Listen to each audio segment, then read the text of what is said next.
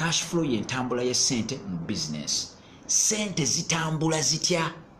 Ssente zitambula bweziti. Njagala otunuleko ku lubaawo awo. Ssente olabe bwe zitambula. Waliwo ezijja in mu business n'ezigenda cash out of the business. Kati okulondoola ssente engeri gye zizze in ne out.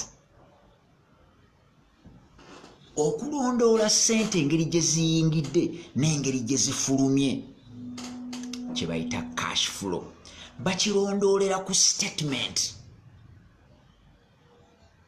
Okategedde? Kyova olaba bakola statement gye bayita cash flow statement.